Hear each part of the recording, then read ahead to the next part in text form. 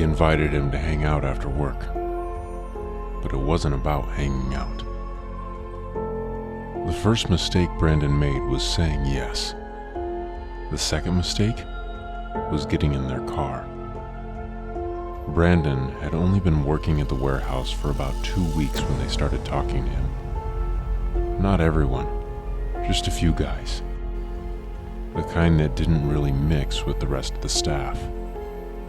They stuck together, worked their shifts, didn't joke around much, but for some reason, they took an interest in him.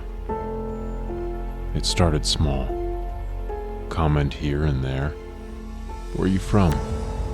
You work nights or days? You got a car? Normal questions. At least, on the surface. Brandon didn't think much of it. He was new. People asked questions. That's how jobs go. But what he didn't realize was that they weren't just making conversation. They were learning things about him. A few days later, one of them approached him during break. "You trying to make some extra money?" the guy asked. That immediately got Brandon's attention. "Doing what?" he said. The guy shrugged. "Easy stuff. Moving inventory, off-site." That should have been enough to stop right there. But Brandon hesitated. More money. Less hours. Didn't sound bad. "When?" he asked. "Tonight," the guy said. "After shift." Brandon agreed. And that's where things started to shift. When the shift ended, the group didn't leave through the main entrance. They went out the back. That alone felt off, but Brandon followed. Outside, there were 2 cars waiting. Neither of them belonged to anyone he recognized. "Hop in," one of them said. Brandon paused. "Where are we going?" he asked. "Not far," the guy said. That answer didn't help, but the tone made it feel like there really wasn't a choice. So Brandon got in. That was the moment he lost control of the situation. The drive didn't take long, maybe 10 minutes, but the farther they went, the quieter things got. Less traffic, fewer lights, until eventually there was nothing around them. They pulled up to a house, not abandoned, but not lived in either. No lights, no cars, just sitting there. "Let's go," one of them said. Brandon hesitated again. Something wasn't right. But by the time he realized that, it was too late. They were already watching him, waiting for him to move. Inside, the house was empty. No furniture, no signs of anyone living there, just open space. And that's when Brandon heard it. A door closing behind him. He turned. One of the guys had shut it, locked it, and that's when the feeling hit. Hard. This wasn't a job. "All right," Brandon said slowly. "What are we doing?" No one answered.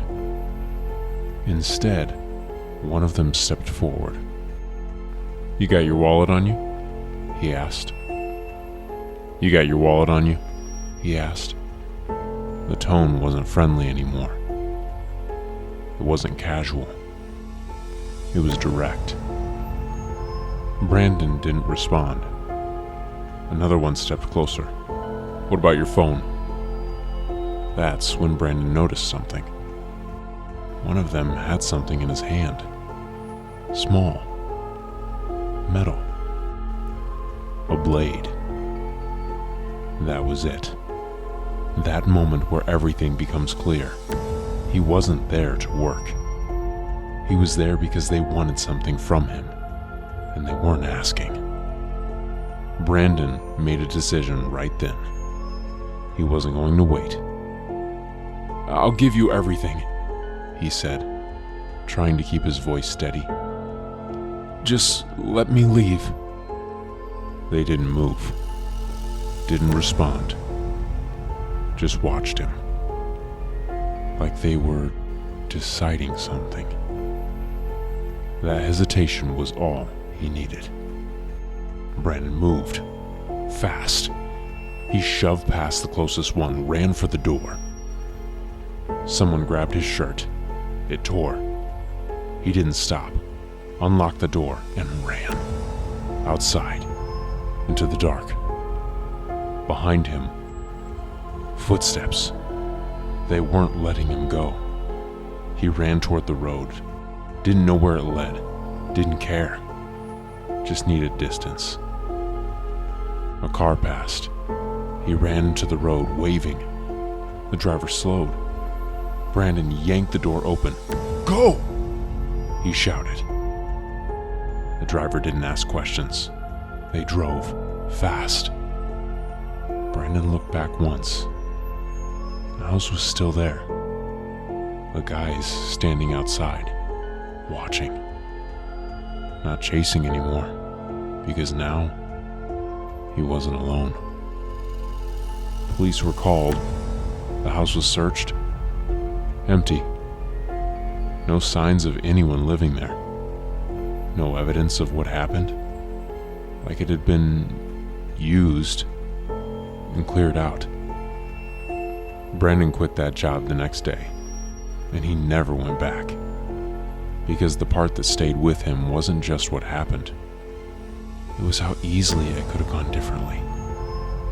If he had waited, if he hadn't run, if that car hadn't come when it did, there would have been no one to stop it, and no one to help him get out.